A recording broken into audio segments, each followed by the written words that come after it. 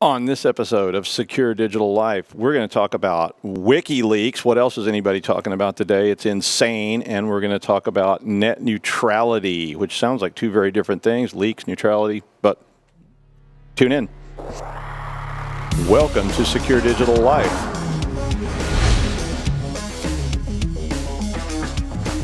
And you type in AAA porn or whatever it is you're typing in. I'm sorry. I was at a PG show. And I'm really excited to be here. I'm glad you're here because somebody needs to know what's going on. That's right. Okay, so now somebody has to drink this. I think it's another day. It's another episode. Yeah, he's looking at the wrong camera. You put my camera over here. Cut. Basically, forget you ever saw that. I think actually forgetting you ever saw that would really be a good idea at this point. Hi, it's Secure Digital Life. I'm Doug White. This is Russ Boscheman. Hi. We're here to talk about all kinds of things today. Primarily, we're going to talk about WikiLeaks, I think, initially. Mm-hmm. So yesterday, different news outlets broke that WikiLeaks had uncovered the secret of Vault 7, which Vault sounds 7. like a video game getting put together. And it's like Lara Croft penetrates the tomb of Vault 7 or something like that. Sounds very strange, but yeah, let's not go there. I can't help myself. But so what this is, if you aren't familiar, you've probably seen something about it. We thought we would talk about it a little bit.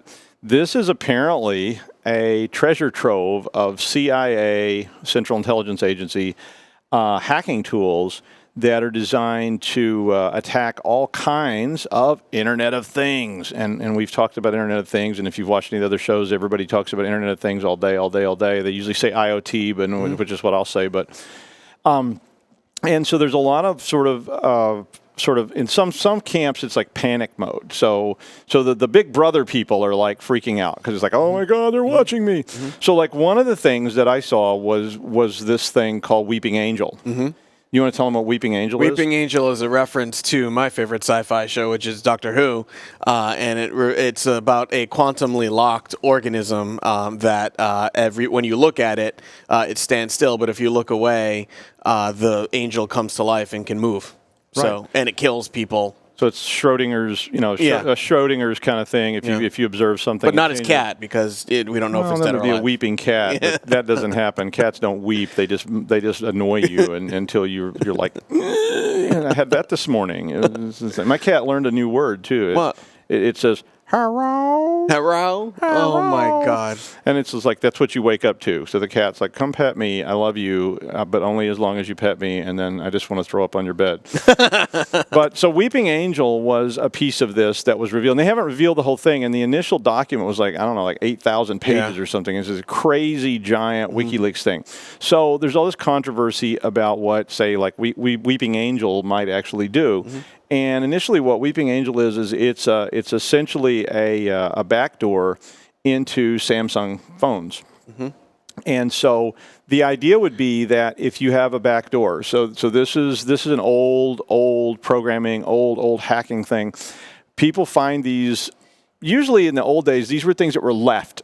So if I leave something in a program that's listening, a daemon, we've talked about demons before on the show, if that daemon is listening, that's called a backdoor. And that means somebody could connect to that daemon somehow. So the idea of this, and security organization, the government, have been chasing this stuff for years and years and years. And I read this article about this whole thing, and a CIA person said that it was really challenging to dedicate $1.5 million worth of hardware and assets, which I took to mean people, to capturing something off of an iPhone. Right. So they have spent instead a great deal of money developing their internal resources.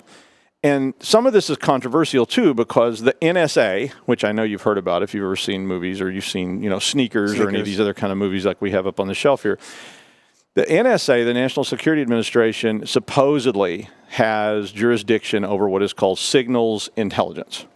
And signals intelligence means intercepting radio, whatever, monitoring it for inappropriate or whatever kind of behaviors. But the CIA has always been left to their own devices to collect intelligence, so they can do whatever they want. And so some of it's very James Bondy, kind of stuff. Like, Q is down in the basement developing, Weeping Angel as a tool so that Bond can do something suave. I need an unfiltered 3 gold ring cigarette here to sit here and go, oh, Money Penny. Miss Money. Thank you, Miss Money Penny. Thank you, Money Penny. Put the USB in the drive. Like, oh yeah, But I mean, so the CIA developed all these tools, and now they got leaked by someone. And there's some questions about, did the CIA get hacked? Right. So this is one huge issue that comes to light is, what if the CIA got compromised? Yep. And the former director of the CIA was on saying there was no way that someone gave this up. They must have been compromised. And so that controversy starts. Then add to the controversy that maybe the CIA is not supposed to be doing this stuff anyway. And then add to the controversy that who owns WikiLeaks? Julian Assange. Well, who owns Julian Assange?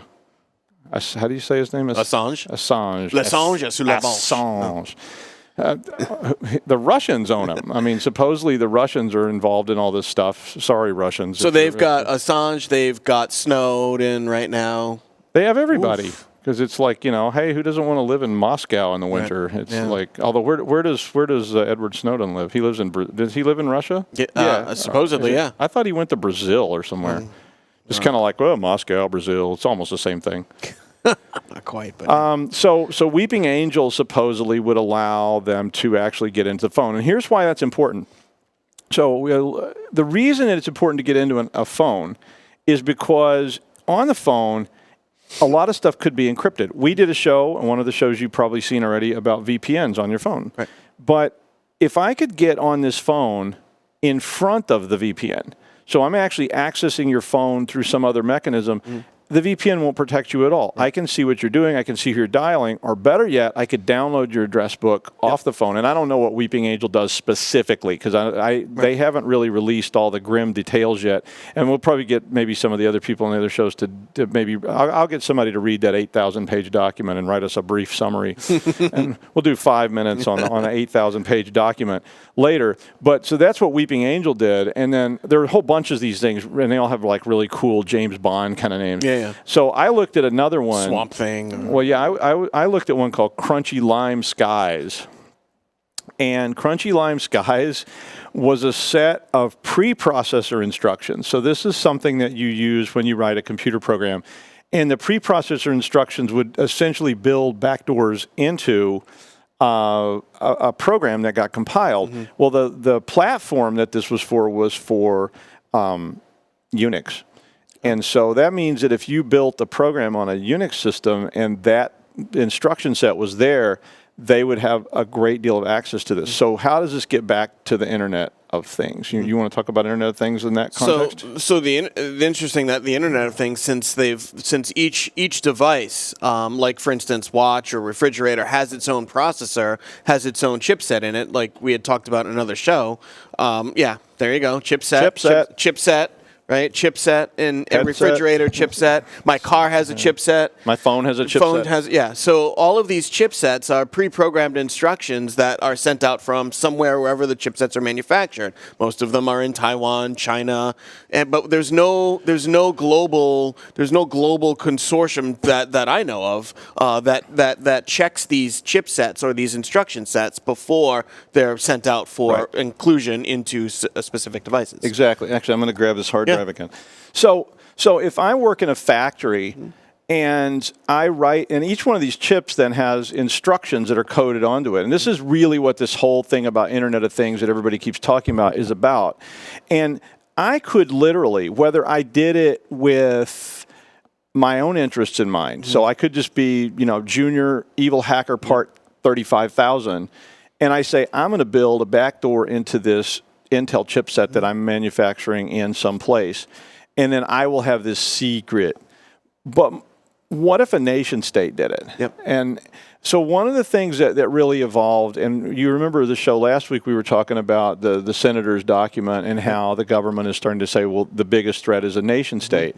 Imagine the amount of resources that nation states can throw at this kind of stuff and the amount of influence that they might have, especially in maybe, say, less free countries where the government is more oppressive and they could step in and say, we want you to put these instructions. Here's a set of instructions. Put them in every chip that you make. Don't ask questions. If you do, you'll disappear. All of a sudden, there's a chipset in every hard drive.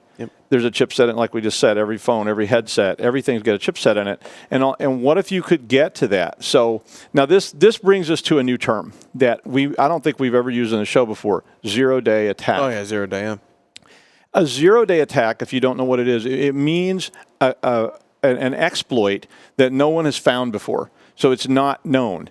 And if you had a zero-day exploit in a chipset, imagine what you could do with that. So the CIA was exploring finding these things. And then unlike junior hacker clubs or whatever who explore them and then go to a conference and tell everybody about it or whatever, they were protecting these pieces of information because they want to use them to exploit assets in other places. So if they've got an agent in India and that agent is carrying an iPhone, wouldn't it be handy if you had a way to target that agent and extract information without their knowledge? And I mean, and that's to me the ultimate subtle kind of hacking model where I can get stuff from you and you don't know I'm getting it. So essentially, it turns all of these IoT devices or anything that really has a chipset in it into a zombie net or a bot net, right? That's unawakened yet. Well, and then all it needs is a master command program. MCP. Well, that's one thing. Yeah, that's one thing it could do. It could also turn it into just a thing that sends a burst that has your address book in it. Because if I was an intel agent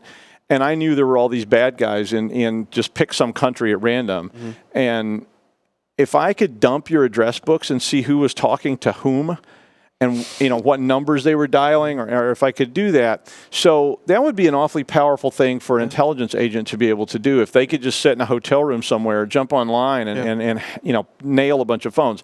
That's part of it. The Internet of Things then also expands into the idea of television. So this was the one I already got asked a bunch. I had a bunch of emails and a bunch of requests. And keep comments coming on YouTube. You guys have been putting all kinds of great comments up and questions and all sorts of stuff. So put them up there and we'll answer them. But the thing about the televisions was pretty interesting to me. But it was also something I've heard of before. There's an episode of Black Mirror. If you've never seen that show, it's a really great cool. show, if you've never seen Black Mirror, it's a really cool show. They don't pay me to say that either. They should. Really so Black Mirror, you know who you are. Netflix owns it. Yeah. Make that check out to Doug White at Roger Williams University. But there was an episode of Black Mirror where they activated someone's laptop camera. So hackers had compromised that. And that's been around for a long, long time. And the idea, in fact, there's companies that sell little tapes you can put over your camera when you're not using them and things like that, just in case. And they were blackmailing people then with the video footage they captured or whatever they were doing. But the idea of this was that the CIA could activate a television set remotely and somehow hear the audio on it, and which I'm not sure exactly how that works. If it was a smart TV, it had voice instruction. Or I guess, yeah. And I mean, and that's one of these really dangerous things that a lot of people don't think about. Is like my car has voice command. Mine too. Which means it has a transducer, which means it could actually listen, as opposed to just like an old TV has a speaker, which is just output. It couldn't listen to something, I guess. I mean, I don't know. I don't think it's even possible to do that. Maybe James Bond could do it, but he would. Or MacGyver. Yeah. He would look good doing it in a tuxedo or something. MacGyver's another one, right? That takes he took like a paper clip and a match and like solved the world's problems. Like an old diaper, and then he comes out of the building with a tank or body armor or something. He was my hero growing up. Really? I don't think I've ever really watched that show. But it's not much fun anymore. Yeah, well, yeah. No, it's back then it was, not now. But what if we could listen on your TV set? So now I can just go to your house and I can flip the TVs on and listen to what you're doing, and that would be a kind of complex thing. And so this gets everybody all worked up. So I wanted to talk a little bit about the law.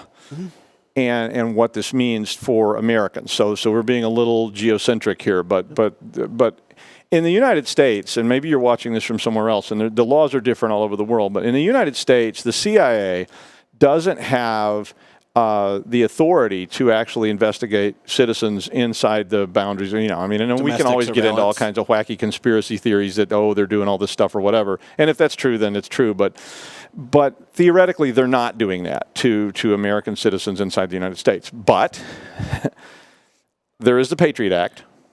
Have you ever read the Patriot Act? Not all of it, no. No, okay. How much of it did you read? Maybe a couple pages for a class. Yeah, I think it's like 6,000 pages long. A couple of pages for. Well, it's over there on page 5,945, subsection 17, stroke 9. Yeah. It says basically that you can be forced to be in a human centipede whether you want to or not. No, but in a state of in a state of emergency, every other paragraph in this thing is it's all null and void. It's all null and void. Yeah, it's like we can do whatever we want, so just shut up. Yep.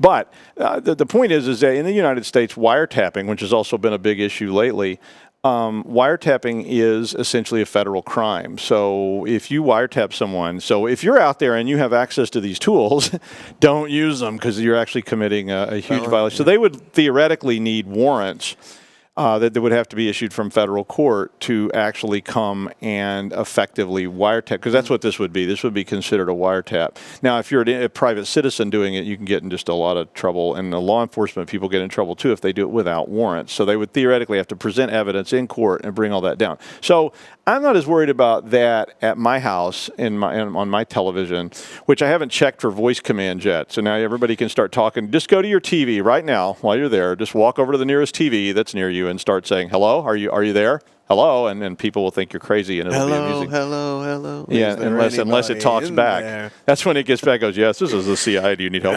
And my car did that to me once. I didn't know, and I was in my car, and I was just like, I don't know. I was probably talking to myself about something, and then this voice goes, "Hi, are you having a problem?" And I was like, no, God. Maybe it's not your cat that's saying hello in the morning. Oh, yeah. I'm just picking up like a badly accented English voice coming off my radio. Oh, that's a good one. Tell them about that. You know about Lucille Ball and the tooth filling? No, tell me. Oh, she's picking up the radio stations? Lucille Ball, I love Lucy, all this stuff from a long time ago. Lucille Ball was obsessed with, look it up, there's all kinds of YouTubes of her talking about it, that she could pick up radio stations, and she thought they were like communist broadcasts and all kinds of stuff on the fillings in her teeth. And she was on Johnny Carson and all these talk shows talking about it. And then later, the Mythbusters were talking about that there was at least some possibility that some of that was accurate. That's crazy. So that whole piece of WikiLeaks is kind of scary to a lot of people. Now, some of the stuff I saw, some of the outrage, so I try to read like a balance of articles. So I was reading stuff on NPR, which I thought was very balanced. I was reading stuff on like I was reading stuff on some kind of conservative sort Fox of News. leaning. It wasn't Fox. I'm not going that far, but I was looking at some conservative sites, and then I was also looking at some wacky liberal type, sites that are like conspiracy theory oriented kind of places. And everybody was freaking out about this, that our government was building hacking tools and all this kind of stuff. And I mean, what do you think about the government building hacking tools? I think that.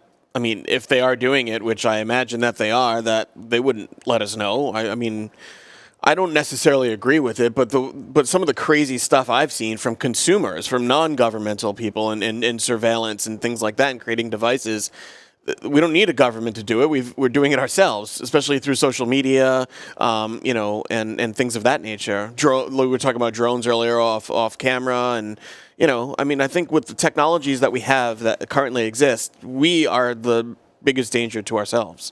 The non-governmental. I mean, my opinion on it is that technology and hacking has become weaponized. Mm-hmm. And I don't have a problem with that because we saw this start to develop in the late 90s, early 2000s. Government entities started getting concerned. What if?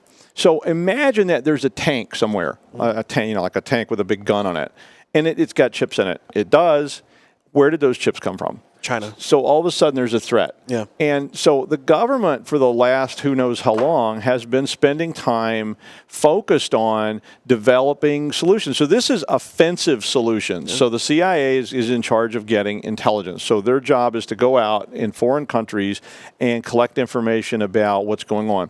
There are companies that do this for the dark web. There's companies that do this commercially. There's companies that do it for governments. And there's companies that do it for nation states, whether it's ours or it's someone else's.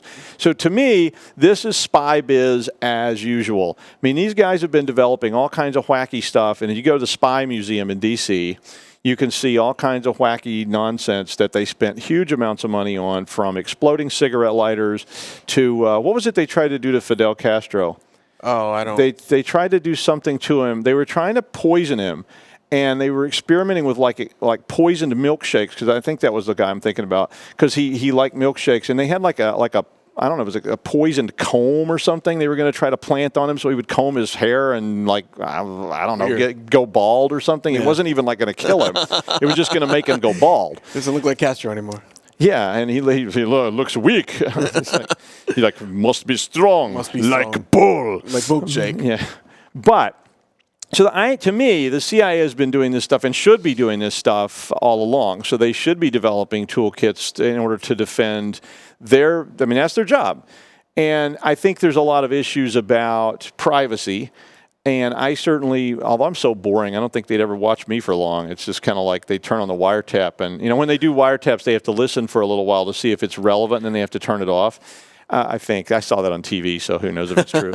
I think that's on The Sopranos, so you shouldn't base all your legal knowledge on The Sopranos. But I've been plugging everybody today. I'm telling you, it's just like HBO. You owe me, man. Netflix. What's Black Mirror on? Netflix. That's a Netflix show. So keep those cards and letters pouring in.